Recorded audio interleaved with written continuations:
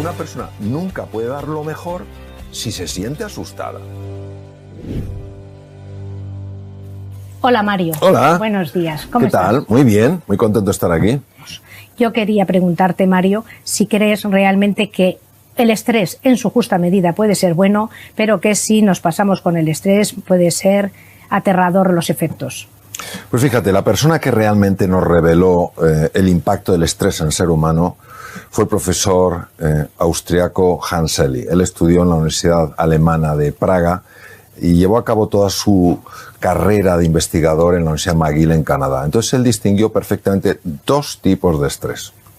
Uno de ellos necesario en la vida para crecer, para mejorar, para desarrollarnos y para evolucionar. ¿Quién no necesita un estímulo para avanzar, para ir aprendiendo cosas nuevas, para hacer frente a nuevos retos, a nuevos desafíos? Pero él también detectó otra forma de estrés a la que dedicó muchos años de su vida, que es muy nociva para la salud. Es el distrés. Él utilizó las lenguas clásicas para mencionar eustrés, el positivo de escribir, y distrés, el negativo. El distrés es el estrés crónico, es decir, una forma de estrés sostenida que no deja espacio para que una persona se recupere, para que se renueve. Entonces, efectivamente, es una buena analogía la que tiene que ver con la condimentación de los alimentos, y es cierto que el distrés, el estrés negativo, es muy dañino para la salud, para las tres dimensiones, para la dimensión del cuerpo, la de la mente y la dimensión anímica. Según los últimos datos del Ministerio de Sanidad, 2,5 millones de personas, de españoles, consumimos ansiolíticos y antidepresivos a diario. ¿Qué podemos hacer para que no sean tan necesarios los ansiolíticos? Porque vivimos más estresados que nunca, me parece. Sí, bueno, en medicina hay una palabra un poco rara que se llama etiología. Etiología quiere decir el origen de la enfermedad. Nosotros podemos tratar los síntomas, podemos tratar los signos de una enfermedad. Pero para eliminar una enfermedad, necesitamos conocer la etiología, el origen de esa enfermedad. Entonces, obviamente, los ansiolíticos, los antidepresivos están tratando los síntomas y los signos. Una persona que está con una ansiedad crónica, constantemente preocupada por el pasado, por lo que puede suceder, o una persona que está pues deprimida, viendo el aspecto oscuro de la vida, pues un ansiolítico, un antidepresivo le puede ayudar. Pero ¿qué hay en el origen? Desde mi punto de vista, en el origen hay dos cosas. Primero, la deshumanización brutal de la sociedad.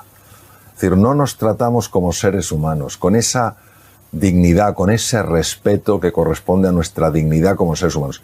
Y en segundo lugar, desde mi punto de vista, es la separación de la dimensión espiritual de la existencia. Entendiendo por dimensión espiritual un sentido de trascendencia, es decir, la voluntad de reconectar con nosotros mismos a un nivel profundo, la voluntad de reconectar con los demás reconociendo la diversidad, pero en lugar de tolerarla o enfrentarnos a la diversidad, celebrándola. Y en tercer lugar, es la conexión, el encuentro con la naturaleza, con nuestra madre la naturaleza, es decir, no sometiéndola a nuestros caprichos ni a nuestras ambiciones y nuestra avaricia, sino sencillamente respetándola. Entonces, si nosotros cuidáramos esa dimensión más humana, si nos tratáramos con más cariño, con más cercanía, si supiéramos escuchar mejor, si verdaderamente pudiéramos entrar en el silencio, aprender a centrarnos, salir del barullo mental, si aprendiéramos a mimar un poco más a la naturaleza, a disfrutar lo que es un paseo por el campo, por un bosque frente al mar, necesitaremos muchísimos menos ansiolíticos y antidepresivos. Sí, desde luego. Sin género de duda. Desde luego. Ahora se ha puesto muy de moda, se hacen hasta excursiones para abrazar árboles. ¿Realmente crees que esto es una moda pasajera? ¿O esto de abrazar árboles, ya que me estás hablando del contacto directo con la naturaleza, tiene un impacto realmente en tu estado emocional? Sí, vamos a ver. Ya desde la sabiduría ancestral se habla de que el ser humano ha experimentado tres desconexiones, de las que he hablado antes: la desconexión con uno mismo, la desconexión con los demás y la desconexión con el mundo. Es decir, de alguna manera recuperar el sentimiento de unidad es precioso en el ser humano. Entonces, cuando tú te reconectas contigo misma, probablemente sientes como un abrazo, ¿no? Cuando te reconectas con los demás, ¿qué quieres? Abrazarles. Cuando te reconectas con la naturaleza, te gustaría abrazar a la naturaleza. Bueno, los árboles representan una parte preciosa de la naturaleza. Es decir, si nosotros entendemos que es un elemento simbólico, que representa ese deseo de recuperar la sensación de unidad, me parece un gesto precioso. Muy bonito. Vamos, de hecho yo lo he hecho con frecuencia. Sí, claro. Vas abrazando. Hay un árbol. Mario abraza árboles. Sí, hay un árbol, un tejo en Inglaterra que tiene más de 2000 años y he estado unas cuantas veces ahí y por supuesto que ha abrazado ese árbol. ¿Y notas algo? Después de dar ese abrazo, ¿en ti hay algo que cambia? Bueno, vamos a ver. El ser humano quiere llevarlo todo a la faceta intelectual. Ya. Y yo creo que hay cosas muy bonitas que son sensaciones que desafían el intelecto. Y por supuesto que noto sensaciones. Por supuesto que yo ese tejo, cuando yo pienso en ese tejo no pienso en algo ahí distante, un árbol que no tiene nada que ver conmigo. Pienso en algo que siendo distinto a mí no es tan distante. Pero llega un momento que ni abrazar árboles, ni el contacto con la naturaleza, ni todas el mindfulness y tal, nos hace suficiente impacto en nuestras emociones como para que no se nos cronifique el estrés. ¿Hay algo? ¿Nos puedes dar algún consejo para, antes de que se cronifique, paliarlo? Bueno, vamos a ver, si una persona cuida su dimensión física, ¿no? Si una persona cuida su dimensión mental y cuida su dimensión anímica, no tiene por qué hacerse crónico el estrés. Lo que pasa es que hay que plantearse qué entendemos por cuidar las cosas.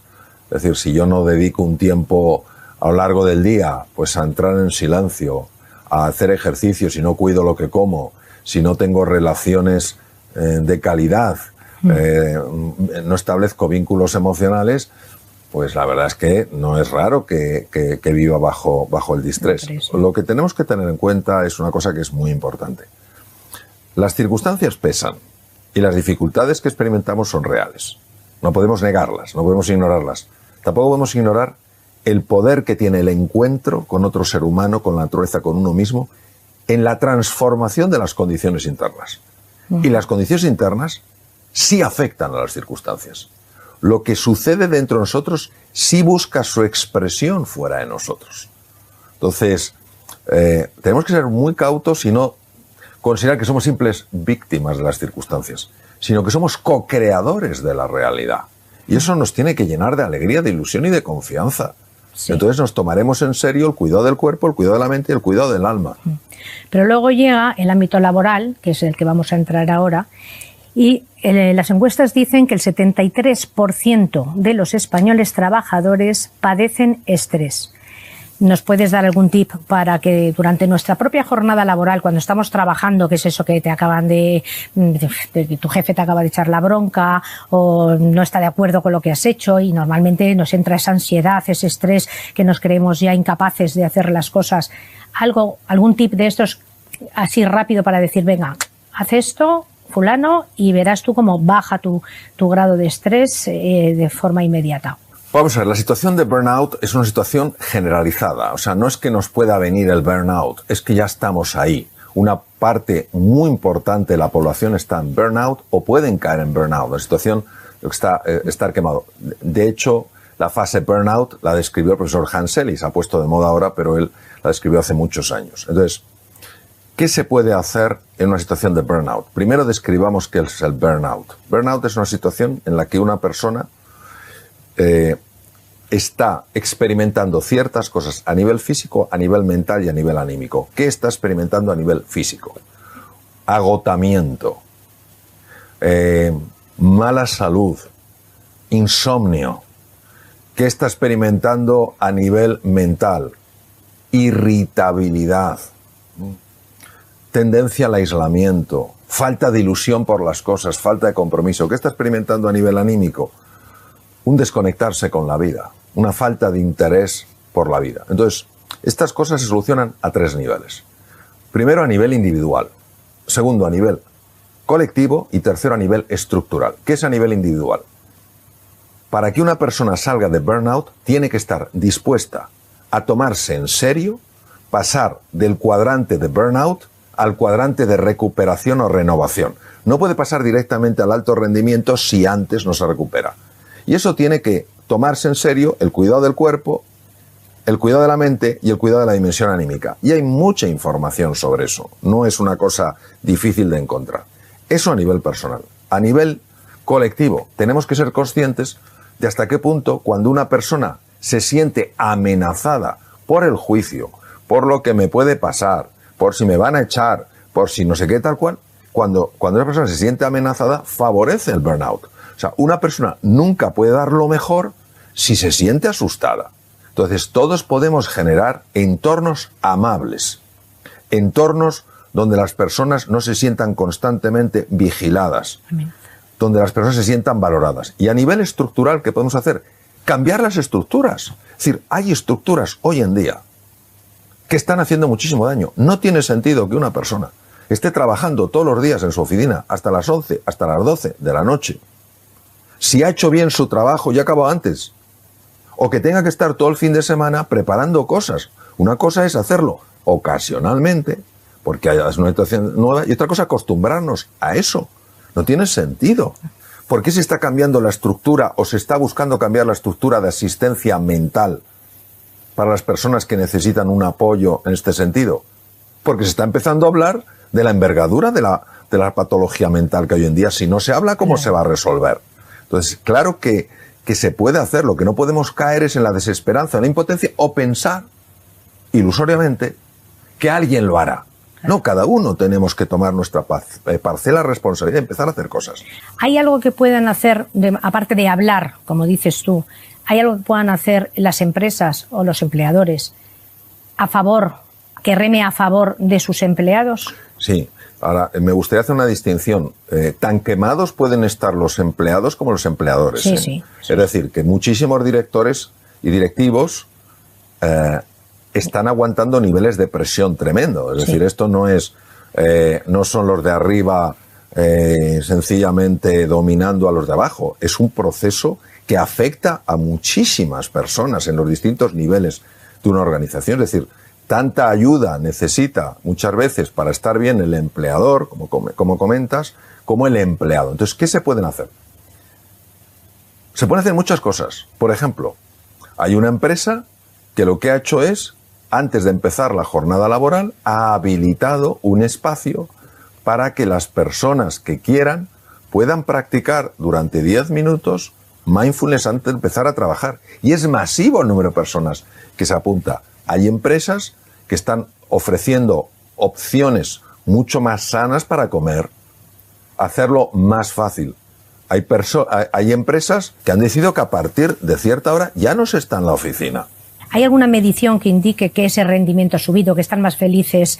¿Se puede medir el grado de felicidad que hayan podido o no? ¿O es una apreciación? ¿O es lo mismo que lo de los árboles? No hay que medirlo. Vamos a ver, hay dos tipos de mediciones que se pueden hacer cuando se está hablando del bienestar. Hay una medición que es una medición puramente psicológica, es decir, tú le das un test a una persona y te dice cómo estabas antes y cómo estás ahora. ¿Ha habido un cambio? Y te dice sí o no, lo que se llama qualia, es la experiencia interna. Hace años esto no se valoraba, hoy ¿cómo no se va a valorar? Si una persona meditando está mejor, ¿por qué no se va a valorar eso? Pero luego hay otros tipos de mediciones, se pueden medir desde niveles de cortisol, desde tensión, la tensión arterial, niveles de azúcar, es decir, montones de cosas que tienen que ver con el síndrome del burnout. Y por supuesto que se ve, pero ¿cómo no se va a ver? Esto se lleva investigando hace montones de años. Pero es que hoy en día, además, lo que sabemos es que no solamente este cuidado del bienestar afecta a la salud física y mental de una persona, es que afecta a los resultados. Eso. Si es que está demostrado que una persona cuando está ilusionada, cuando está motivada, es una persona que rinde mucho más. Y que cuando una persona está asustada, se siente llena de ansiedad o ha perdido la esperanza. Se bloquea. No, claro que se bloquea, y además es que hay tecnología en lo que se llama neurociencia afectiva que permite ver con cámaras muy sofisticadas cómo realmente la conexión entre el mundo emocional, el mundo afectivo y el mundo intelectual es una realidad innegable. La persona ilusionada es una persona que rinde más, la persona desmotivada rinde menos. Es más, se ha demostrado, por ejemplo, y esto es un dato verdaderamente brutal, que personas que están habitualmente en distrés, en burnout, son personas que pierden población neuronal que no tendrían que perder. Mueren neuronas. Y bueno, ¿cómo es posible que muevan neuronas? Sí, mueven neuronas porque cuando hay distrés o hay, cuya expresión es el burnout, la palabra científica es distrés, la palabra más popular es burnout, hay una liberación de una hormona en la sangre, de la que llevo hablando montones de años, que se llama el cortisol. Pero es que además sube los niveles de un neurotransmisor, de una sustancia cerebral, un mensajero cerebral, que es un neurotransmisor excitador, que se llama el glutamato. La combinación en el cerebro de niveles altos de cortisol y niveles altos de glutamato hace que entre masivamente calcio en la célula nerviosa, en la neurona. Y esa entrada masiva de calcio activa, fíjate lo que te voy a decir, activa el gen de la apoptosis, que es eso, el gen del suicidio celular. ¿Hasta qué punto lo mental afecta y lo afectivo se materializa? Y de la misma manera que esa cronicidad en el estrés, ese distrés que lleva el burnout, destruye población neuronal, también, y esto, el primero que lo intuyó, no lo podía mostrar, era Cajal, nuestro gran premio Nobel, es que cuando una persona está ilusionada, cuando una persona está motivada, hay células madre en el cerebro que se convierten en neuronas. Es decir, una persona se vuelve más inteligente, más creativa, más emprendedora, pero necesita ese estímulo, necesita esa ilusión, necesita esa pasión, ese entusiasmo. Por eso el gran Cajal, porque vamos, o sea, tendría que haber un museo para don Santiago Ramón y Cajal. Cajal decía, todo ser humano, si se lo propone, fíjate, no está hablando, no, es que yo no puedo hacer nada, no, si se lo propone, puede ser escultor de su propio cerebro. En aquel momento pensaban que Cajal hablaba metafóricamente. Cajal intuía algo que no podía demostrar con la tecnología. Hoy la neuroplasticidad es un hecho. Es un hecho, claro que sí. Como es un hecho que tenemos un segundo cerebro en el intestino con 100 millones de células nerviosas y que está directamente relacionado con el cerebro y que fíjate tú si nos afecta, que cuando dices la expresión se me ha cerrado el estómago, que viene, vamos, totalmente a colación del estrés, se me ha cerrado el estómago, se me ha hecho un nudo en el estómago. ¿Qué relación hay entre la salud mental y el intestino? Porque hace unos años era como, esto no tiene nada que ver. Sí, el primero que lo descubrió fue un profesor de gastroenterología catedrático en la Universidad de Columbia en Nueva York. Y efectivamente los órganos tienen distintas dimensiones. El tubo digestivo tiene una dimensión que es muy clara, que es el procesamiento de los alimentos. Nosotros comemos cosas, el tubo digestivo se las arregla para desestructurar esas cosas como si hubiera un rompecabezas y algunas piezas dicen, uy, esto tengo que dejarla marchar y otras las tengo que absorber porque son fundamentales para la salud. Así se había entendido el tubo digestivo durante muchísimos años. Hasta que se descubrió efectivamente que había millones de neuronas en el tubo digestivo que no funcionan independientemente del resto del sistema nervioso, sino que están en constante conexión a través de neurotransmisores, a través de productos químicos, a través de señales nerviosas con el cerebro intracraneal. Entonces, ¿cómo influye? Influye muchísimo. ¿Por qué? Porque el tubo digestivo tiene dos poblaciones de bacterias. Unas serían las buenas, los bacteroidetes, y los otros son los malos, los firmicutes. Dentro de los bacteroidetes tenemos las bifidobacterias y los lactobacilos. Entonces, ¿qué hacen los buenos? Los buenos están intentando proteger la barrera intestinal para que no entren productos tóxicos. Porque si entran productos tóxicos, llegan al cerebro y lo inflaman. Y la inflamación cerebral está asociada a cuadros como la ansiedad y la depresión.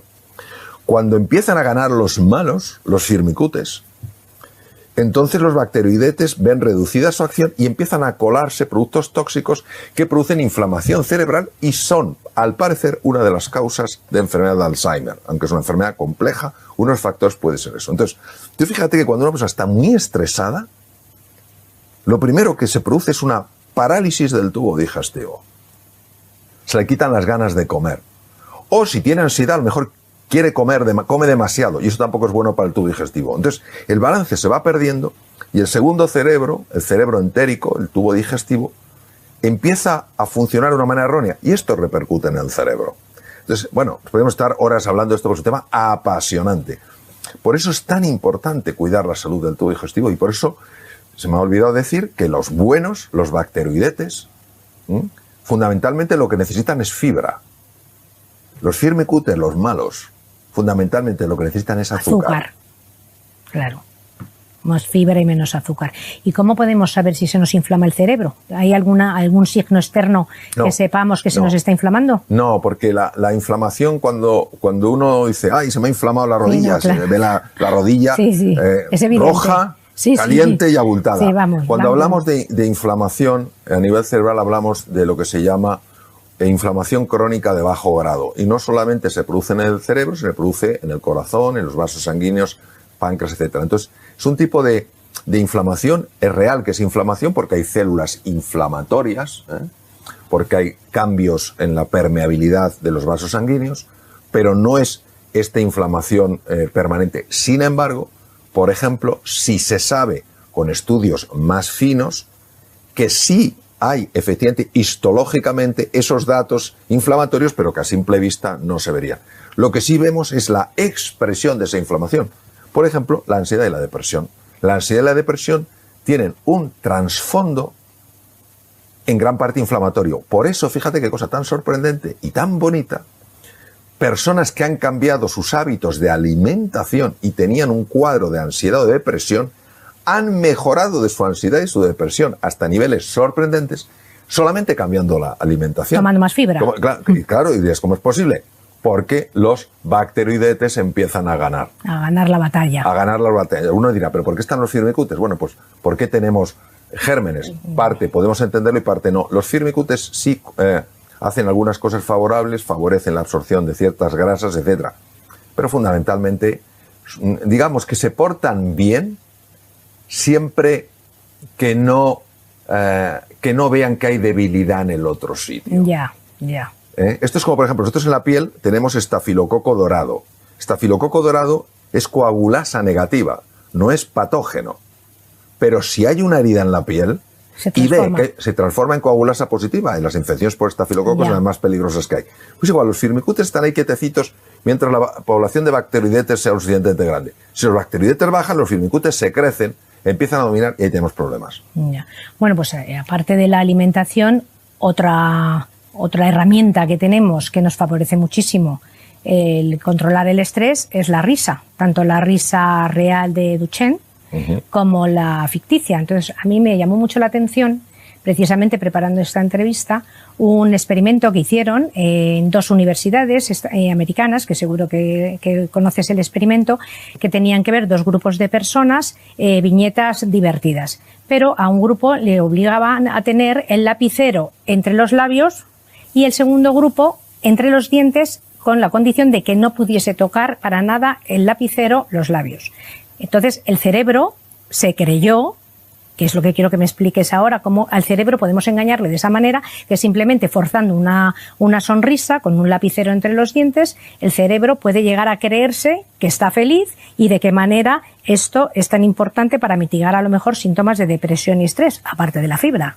Bueno, esto es precioso. Fíjate, si nosotros observamos un cerebro desde fuera, veremos que tiene 4 lóbulos: el frontal, el parietal, el temporal y el occipital. Pero hay una gran fisura, es muy interesante porque esta fisura, la mitad de esta fisura, es decir, de esta hendidura, le faltaba a Albert Einstein. Y estaba cubierta de neuronas. En lugar de existir esa especie de apertura, está cubierta de neuronas.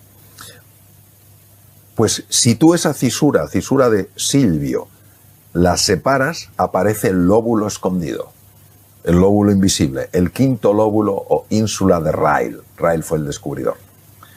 La ínsula de Ryle es una de las estructuras más apasionantes del cerebro humano. ¿Por qué? Porque contiene el esquema entero del cuerpo. El mapa. El mapa entero del cuerpo. Y es uno de los mapas de los sentimientos. Es decir, la ínsula de Ryle es capaz de cambiar un pensamiento en un sentimiento. Y una emoción. Pienso que no puedo, acabo sintiendo que no puedo. Y es capaz de hacer que el cuerpo reverbere con ese sentimiento. Bueno. Pienso que no puedo, siento que no puedo, mi cuerpo no puede.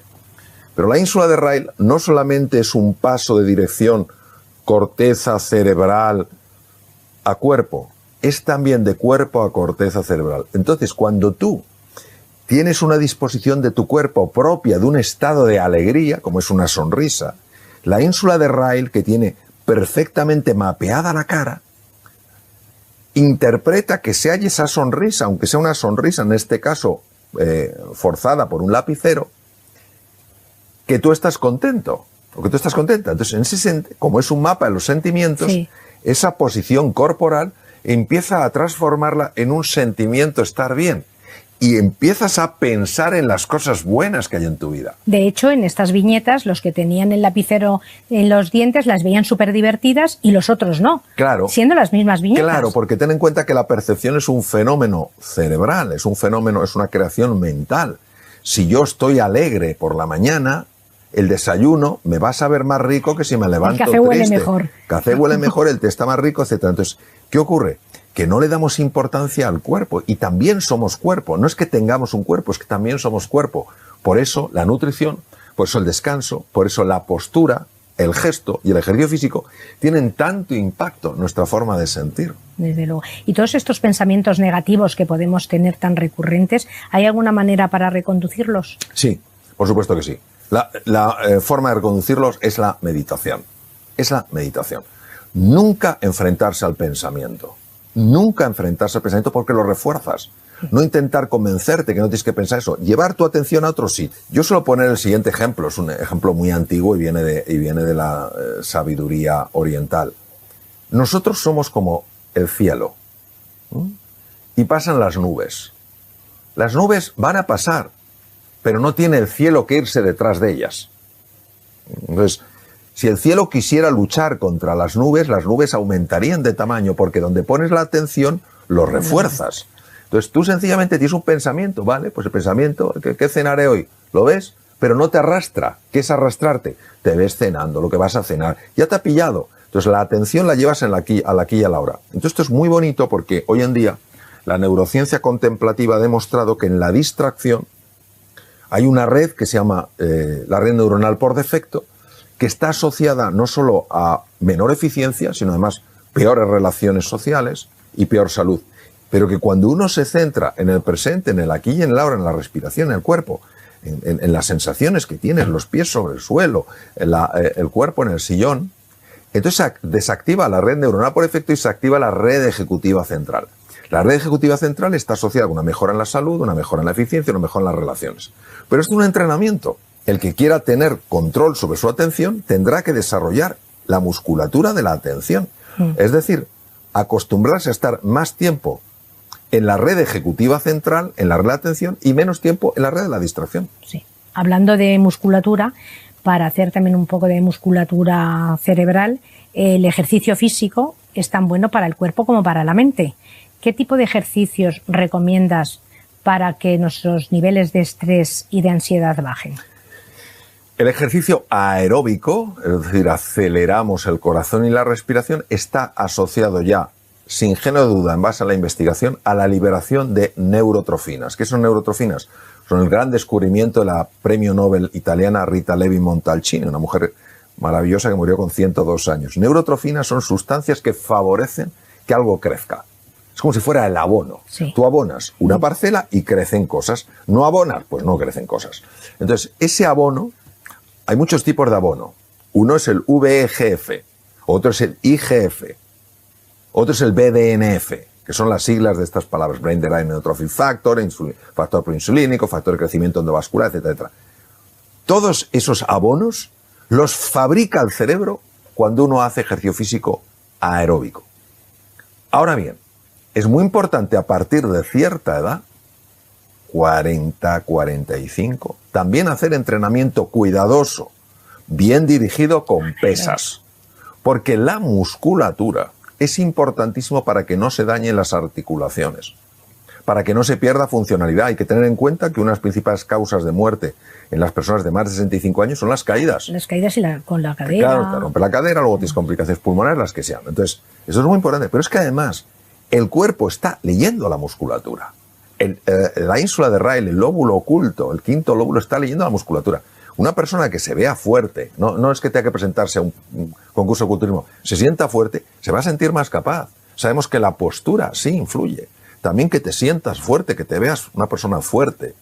No hablo de ser un forzudo, una forzuda, pero verte fuerte, también eso implica en tu sensación, en tu estima, en tu propia valoración. Y a nivel cerebral me imagino que liberas endorfinas. Sí, claro, por supuesto. Hay tres tipos de hormonas que están muy asociadas con el bienestar. Las endorfinas, que son opiáceos endógenos producidos por el cuerpo. La dopamina, que es una hormona muy involucrada con la ilusión. La serotonina, que es una hormona fundamentalmente asociada con estados de felicidad, aunque en algunos casos, pero esto nos llevaría tiempo a hablar, puede aparecer en otros estados. Eso es lo que normalmente se activa cuando tú haces ejercicio físico. Pero hay otra que también llevo muchos años hablando de ella, una hormona, que se activa cuando lo haces con otras personas. Cuando además de estar tú haciendo ejercicio físico a nivel por tu cuenta, pues lo haces con un grupo de amigos, un grupo de amigas, y estás disfrutando. Y entonces se libera también oxitocina. Entonces esas 4 hormonas son tremendamente beneficiosas y totalmente asociadas a los estados de bienestar. Cuando tienes un problema, ¿por qué lo magnificamos tanto cuando estamos en la cama? Que luego de repente te despiertas a las 8 de la mañana y por lo que sea, bueno, me imagino que también depende un poco incluso de las hormonas, el cortisol y todo eso, ya lo ves de otra manera. O sea, ya no te parece tan grave el problema que te has llevado a la cama y ha dormido contigo. Bueno, el sueño es de las cosas más enigmáticas y extraordinarias que hay. El sueño es de una importancia extrema. O sea, nuestra sociedad castiga el sueño porque no se ha enterado de lo importante que es el descanso nocturno. No se ha enterado de que se activan genes como el PER1, PER2, PER3 que evitan mutaciones cancerígenas.